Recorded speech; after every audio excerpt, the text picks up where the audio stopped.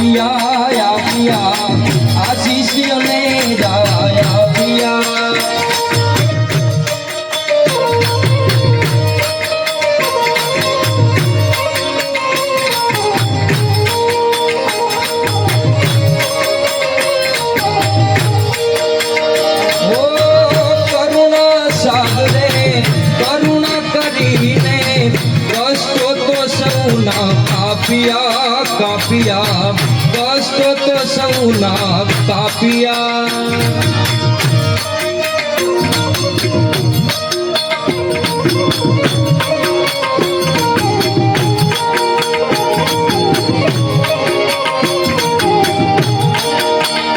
ઓ રાજુ ભગત ને બોલુ ભગત ને આશીષ અને રાયા પિયા આશીષ અને રાયા પિયા કરુણા સાગરે કરુણા કરીને કષ્ટ તો સૌના કાપિયા કષ્ટ તો સૌના કાપિયા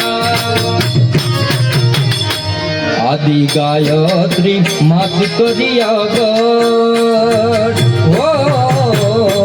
આદિ ગાયત્રી માત કર્યા જોગીલાલ બાપુ જોયા સત્ય પ્રેમને કરુણાના સાગર જોગીલાલ બાપુ જોયા ચારિત્રને ઓઢી છે ચાદર જોગીલાલ બાપુ જોયા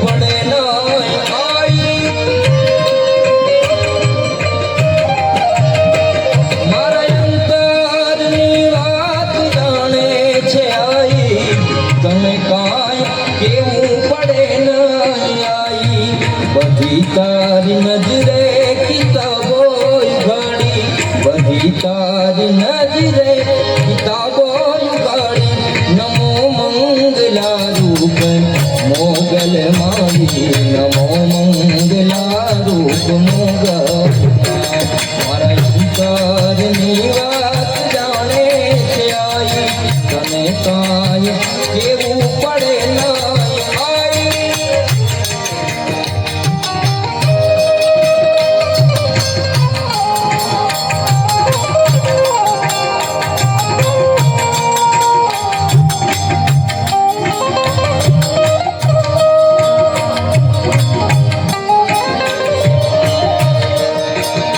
हो चरण हमीर के संतना चरणे नित नित नामनु करिए करिए नित नित नामनु करिए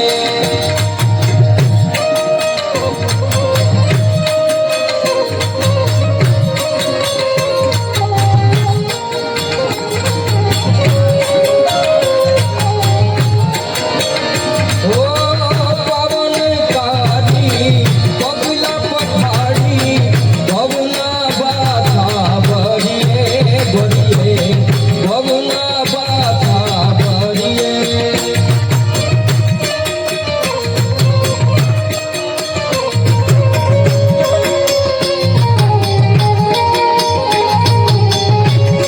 સન્માન કરીએ.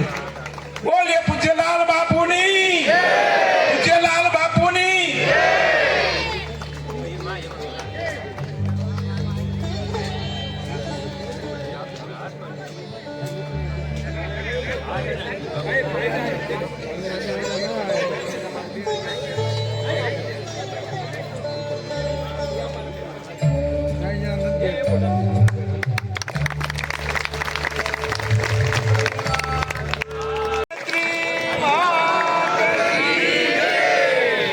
બોલો પરમ પૂજ્ય સંતલાલ બાપુની, પૂજ્ય રાજુ ભગતની.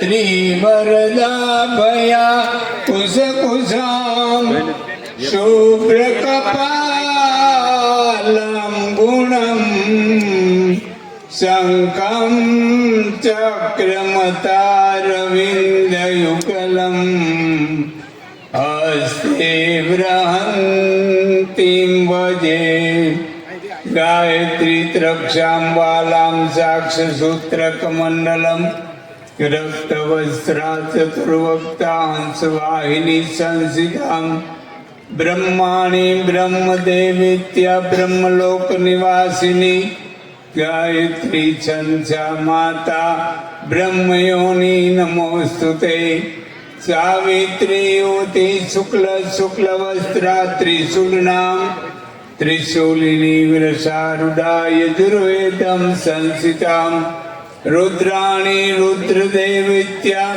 रुद्रलोक निवासिनी सावित्री छंसा माता रुद्रयोनि नमोस्तुते वरदा सरस्वती कृष्णां पीतवस्त्रां चतुर्भुजां शंख चक्र गदा पद्मवाहिनी बद्रियाश्रमा विष्णुवादिनी भारती छंसा माता विष्णुयानी नमोस्तुते.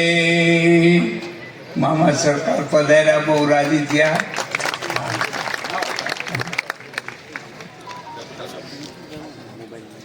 આજે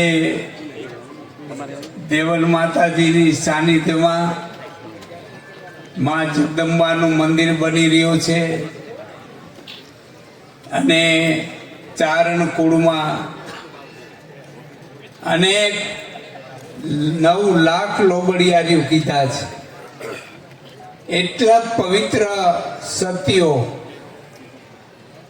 ભગવતીઓ એટલા બધા ત્યાં છે કે ન પૂછો અટાણે. આવો યુગ હોવા છતાં આવા દેવાલાઈ માતાજી જેવા ભાગ્ય આપને તપસ્વી જોવા મળે. આજે માતાજીનો યજ્ઞ 2.5 વર્ષ થવા આવ્યા છે, ચાલુ છે, છતાં અખંડ રઘુરુદ્ર અને નવચંડી 2 યજ્ઞ કાયમી આખો દિવસ ચાલે. કાશીના બ્રાહ્મણો યજ્ઞ કરાવે છે કાયમી. વિચાર કરીએ, પોતે અનુષ્ઠાન કરે નાના મોટા, તો અખંડ તપસ્યા અને સાધના કરે છે. આજે માતાજી ઘણા સમયથી અમારે આશ્રમે પધારેલા, પણ અમને કીધેલો એકવાર આશ્રમે ખાસ આવો. મેં માતાજીનો હુકમ ને તમારો હુકમ થાય એટલે જરૂર આવશું. આજ વખતે માતાજી અમારા કુટુંબમાં સપ્તાહ હતી, ત્યાં માતાજી પધાર્યા. ત્યારે મેં કીધું કે અવારનવાર માતાજી આપણે આંગણે પધારે અને આપણે ન જાય તો બે અજુગતું લાગે. તો માતાજી પાસે નમન કરવા જવું જોઈએ, આશીર્વાદ લેવા જવું જોઈએ. એટલે અમે નક્કી કર્યું. માતાજીને કીધું અમે આ તારીખે બધા આવીએ છીએ ને આપણે આશ્રમે પગે લાગવા. તો કે ભલે કાંઈ વાંધો નહીં, પણ માતાજીને કહો આવી એક શરતે, તમે ચારણ આવીશો અને આજે ચારણના આંગણે જેમ જાજા માણસ પ્રસાદ લે એ અમારો ભાવ છે. તો અમે આવીએ ખરા, પણ અમારું ભોજન અમારા તરફથી હોવું જોઈએ. એટલે એના માટે આજે ભોજન આપણે માતાજીનો થાળ પ્રસાદ આપણા તરફથી રાખી માતાજીની રજા લઈને. માતાજી કે ના ના, એ કઈ એવું નથી કરું. મેં ના ના માતાજી, એ અમારી ફરજ બને છે. તો માતાજી 9 લાખ લોબડિયારોમાંથી ખોડિયાર માતાજી, આપ તમે જુઓ તો મામળિયા ચારણના દીકરીઓ 7, મોટા દીકરી આવડ, બીજા જોગણ, ત્રીજા તોગણ, વસટેરા ખોડિયાર, પછી હોલભાઈ, પછી સાંસાઈ, પછી બીજભાઈ. આ 7 બહેનો માતાજી સત્યુ જે કહેવાય, એમાં ખોડલ માતાજી થોડાક પગે ખોડા હતા એટલે એનું નામ ખોડલાઈ પાડવામાં આવ્યું. ઘણા જ્ઞાતિના કુળદેવી છે. એવી રીતે માતાજી આજે સોનલાઈ માતાજી થઈ ગયા, નાગભાઈ માતાજી હરજોગ ચારણના દીકરી થઈ ગયા, આપણે મોમળિયા ચારણના ખોડિયારને એ થઈ ગયા. એમ મોટા મોટા શક્તિઓ આજે નથી એવું નહીં માનતા. આ કલયુગ છે. કલયુગની અંદર માણસના આંખોમાં પડર ચડી ગયા છે માયાના. એટલે માયાના પડર ચડવાથી આપને કઈ વ્યક્તિ કેવી છે ઓળખાતી નથી. એ તો છે એવા ને છે એવા છે. એની પાસે શક્તિ એવી છે અને ભક્તિ પણ એવી છે, પણ એને પારખવાને આપણામાં શક્તિ નથી. દરેક પાસે શક્તિ હોવી જોઈએ. 4 દિવાલમાં રહેવા વાળી ભાઈ તો એને ઢોર મારે. તો આજે ભલે બધી જ્ઞાતિમાં છે એવું કઈ નથી. બધી જ્ઞાતિમાં કોઈ એક વસ્તુ, કોઈ પાઘડી ના બંધ બેસતી પહેરી લેજો. દરેક જ્ઞાતિ અટાણે આમાં ફસાણી છે. બીજી ફસાણી છે, પણ એમાં રાજપૂતની જે બૈરાઓ છે ને એને વધારે તકલીફ છે. એનું કારણ 4 દિવાલ વચારે રહેવાનું, માર ખાવાનો, છોકરા બોકરા રજરી પડે ગુજરી જાય તો રાની રાન પણ ભોગવવાનું. ન તો માવતર જઈ શકે, ન તો બચ્ચા જીણકા છે તે મરી શકે. આજ ક્યાંય ના જઈએ કે 4 દિવાલ વચ્ચે રહે છે, એ છત્રીઓ સહન કરી શકે. આ 4 દિવાલ વચ્ચે તો આજે કેટલી હદે વ્યસન ફેલાણું છે. એ વ્યસનને મુક્ત કરવા માટે અમે અમારી સાધનામાંથી અમે ભાગ કાઢીએ. પણ જો આપની ત્રેવડ હોય તો એ અમારા શબ્દોને ઝીલી લઈએ. અને આજનો દિવસ આજે રવિવાર માતાજીનો વાર, આજે અહીંયા યજ્ઞ ચાલુ, માતાજીનું મંદિર બની રહ્યું છે, માં અહીંયા બિરાજમાન છે, બધી હાજરી છે. એમાં અમે આ સંકલ્પ કરીએ છીએ કે અમે એટલું આપશું, તો આપ આમાંથી બહાર બકાત થઈ જાઓ, આમાંથી નીકળી જાઓ. આજે માતાજી મંદિર બનાવી રહ્યા છે પાર્વતીજી માતાજી. તો આદિ અનાદિમાં શિવ શક્તિથી જ આપણો સનાતન ધર્મ ટક્યો છે, શિવ ધર્મથી જ બધું ચાલે છે. તો પાર્વતીજી માતાજી એ જ ઉમિયા માતાજી, ઉમા એટલે ઉમિયાજી. આજ પાર્વતી માતાજી એટલે ગમે તેવી થયો તો એ પાર્વતી જ ગણાય. આજે આપણે વાત તો સાંભળી હોય કથામાં, અને કથાનો બધો મર્મ પણ જાણ્યો હોય. તો જ્યારે ભગવાન શંકરના ઘરમાં પેલા જે પત્ની હતા એનું નામ સતી હતું, અને એ દક્ષ પ્રજાપતિના દીકરી હતા. તો એ દક્ષ પ્રજાપતિને એને શંકર ભગવાનને વાંધો પડ્યો, એટલે સતીને એ બોલાવતા નહીં, એને તેડાવતા નહીં ઘેરે કે કાંઈ. એ સતી બહુ મૂંઝાયા કરતા. એક દિવસને સમયે દક્ષે એક મોટો યજ્ઞ કર્યો, દરેક દેવતાઓને આવાહન કર્યું, બોલાવ્યા અને યજ્ઞ ચાલુ કર્યો. પણ એક શંકર ભગવાનને આમંત્રણ આપ્યું નથી, એની દીકરીને કે ભગવાન શંકરને કે સતીને. એમાં આકાશમાંથી પ્લેન જાય વિમાન, એ વિમાન ઘણા નીકળે દેવસ્થાનના બધા. એટલે સતી એકવાર પૂછે છે પ્રભુને, પ્રભુ આ વિમાન બધા જાય છે, દેવતાઓ ક્યાં જાય છે? કે સતી તમને ખબર નથી? કે મને ખબર ક્યાંથી હોય, આપ તો સમાધિમાં જોઈ શકો. તો કે તારા પિતા છે ને એવા યજ્ઞ કરે છે, એ યજ્ઞમાં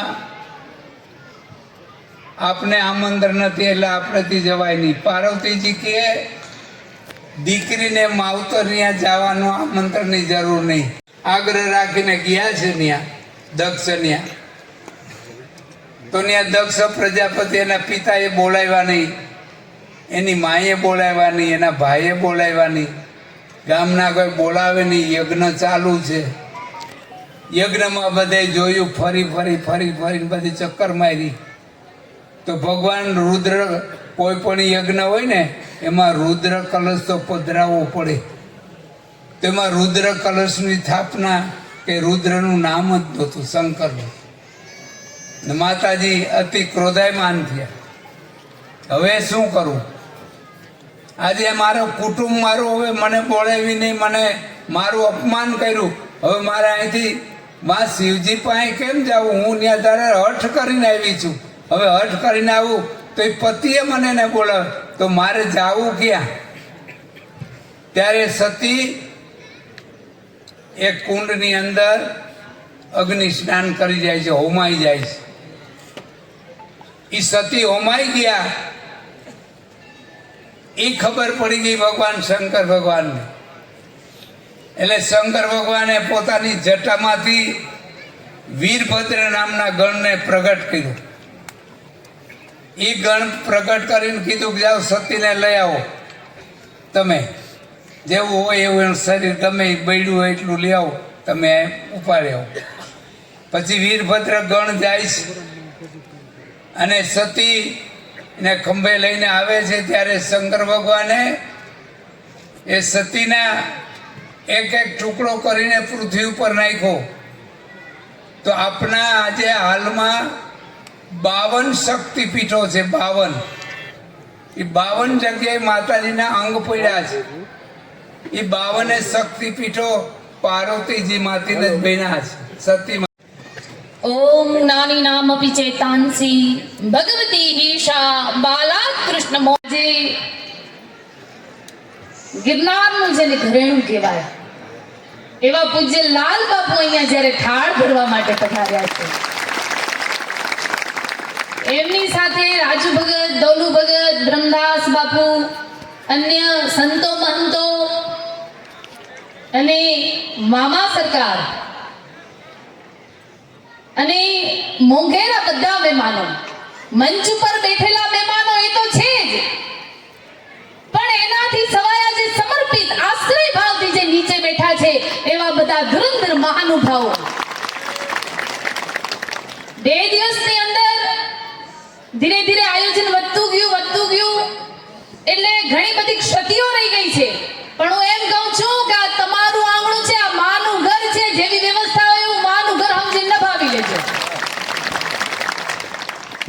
આજે લાલ બાપુ આવ્યા છે, હું એમ કહું છું આજે ભજન આવ્યું છે આમને. તમને કોઈ સંતને ત્યાં ક્યારે પણ નમવાનું મન થાય ને તો હું એમ કહું છું અહીંયામાં ફાંફા ન મારતા, અમારું સર્ટિફિકેટ છે, અમે કહીએ છીએ કે તમે લાલ બાપુના ચરણે જાજો. વિચાર તો કરો. અને એવા ને એવા સમર્પિત ભાવ રાજુ ભગત ને દોલુ ભગત નો ધન્ય છે એમના આશ્રિતો કે જેને આવું શરણ મળ્યું. બહુ ભાગ્ય હોય ને ત્યારે સંતો મહાપુરુષોની સેવા મળે છે. અમે આમને જોયું છે, અમે આનું તપ જોયું છે, અમે આની ભાવના જોઈ છે, અમે આની નિષ્ઠા જોઈ છે. અમે જ્યારે કથામાં ગયા ને આ દેવરાજભાઈ પત્રિકા દેવા આવ્યા ને ત્યારે અમે કીધેલું, ત્યારે એમણે કીધેલું કે અમારા પિતૃઓની અને બાપુના પણ જે પરિવારમાંથી આવે છે એના પિતૃઓની ભાગવત કથા છે અને એમને મોક્ષ મળે. ત્યારે અમે કીધેલું કે જ્યારે લાલ બાપુએ હાથમાં માળા લીધી ત્યારે જ એક તમારા પિતૃઓ નહીં, તમારા ગામના નહીં, આખા પટાવગઢના પિતૃઓ તરીકે એ શાસ્ત્ર કહે છે. શાસ્ત્ર શું કહે છે આના માટે? શાસ્ત્ર એમ કહે છે કે જ્યારે બધા લોકો સ્નાન કરવા માટે ગંગામાં જાય છે, એમ કહેવાય કે એક કણ કટકો હાડરો તટ ગંગામાં જાય તો એને ભૂત એના પેઢીઓમાં ભૂત ન હરજે ભાગીરથી, એની પેઢીઓમાં ભૂત ન થાય. તો ગંગાએ ફરિયાદ કરી મારા પાપ આટલા અંદર પડે એનું શું? તો કે આવા મહાપુરુષો આવી જશે ને એ તારું પાપ હરી લેશે. કેવી એમની ભાવના, વિચાર તો કરો તમે. આ બધા વરિષ્ઠ બેઠા છે ત્યારે એમ કહું છું તમે આટલું બધું જોયું છે, ક્યારે ધન તમે કોઈને આપી શકો, તમે અન્નના દાન કરી શકો, પણ તમને ભજન ન આપી શકો. હો, આ મહાપુરુષે એમ કીધું તમે વ્યસન છોડો ને તો હું તમને ભજન આપું. આનાથી વિશેષ શું હોય? ક્યારે અસ્તિત્વ એમ કરતું હોય. મને એવો ભાસ થાય છે દેવરાજ કે હમણાં જોઉં છું ને સતત આવા મહાપુરુષોના સતત આગમનો થાય છે. લાલ બાપુ જેવા મહાપુરુષો અહીંયા થાળ ધરવા આવે ત્યારે મને એમ લાગે છે, એવા સંકેતો ભાસે છે કે કોઈ દિવ્ય રૂપ માનો અહીંયા બેસવા જઈ રહ્યું છે. કારણ કે જ્યારે મેઘ આવે ને, મેઘ એની પહેલા વીજળી આવે, એની પહેલા ગર્જના આવે. આ વીજળી ગર્જના, આ ઢોલ નગારા ઝાલર, આ મહાપુરુષો છે. અમે વિશેષ કાંઈ નથી કહેતા. અહીંયા સરકાર બેઠા છે, મામા સરકાર. હું એમ કહું છું કે કદાચ બાગેશ્વર પણ આમના પાસે ટૂંકો પડે, એમની તમને અનુભૂતિ નથી, પણ ખરેખર એટલી ને એટલી નિર્દોષતા એમના જીવનમાં. પરમ તત્વ અને પરમ કૃપા તમારા માથે ત્યારે ઉતરે પહેલા તમારી અંતકરણની શુદ્ધિ હોય. ત્યાં સુધી એ ચેતના તમે તપ કરો, તમે જપ કરો, કરોડોની સંખ્યામાં કરી લ્યો, પણ જ્યાં સુધી તમારી અંતકરણની ચેતના, જ્યાં સુધી શુદ્ધિકરણ નથી થતું, શુદ્ધ પહેલા બુદ્ધ નથી બનાતું, પહેલા શુદ્ધ જ બુદ્ધ બની શકે છે. બુદ્ધ બનવાની યાત્રામાં પહેલી શરૂઆત છે શુદ્ધતાની. અને આવા દિવ્ય મહાપુરુષો બધા, તમારી પણ કેટલી ભાવના, શું કહેવું, વિશેષ કાંઈ ન કહેતા જગદંબાના ચરણમાં પ્રાર્થના કરીએ છીએ કે હે જગદંબા, તમે જે પણ તમારા પોતાનું અસ્તિત્વ એના ચરણે જે ન્યોછાવર કરે ને માં, એને તું જ્ઞાનથી ભરી દે, એને તું વિવેકથી ભરી દે.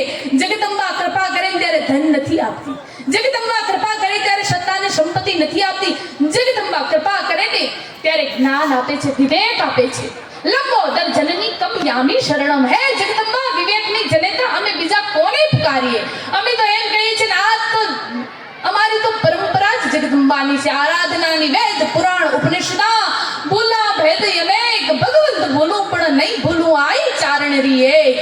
કનૈયો પુરુ રટે માં આપે વસ્ત્ર અનેક, પણ હમર્યા પહેલા હાથ પુરે ઈ આઈ ચારણ રી એક. 18 વર્ણની જે કુળદેવીઓ છે, અમે એ પરંપરાના ઉપાસક છે. કોઈ પૂર્વજોની, કોઈ મહાપુરુષોની, કોઈ લાલ બાપુ જેવા સમર્થની કૃપા હશે કે જેથી કરી તમે બધા અહીંયા પધાર્યા. આ તમારું માનું આંગણું છે. કઈ હચવાણા ન હચવાણા છતાં પણ નભાવી લેજો, કારણ કે તમારું ઘર છે. બોલ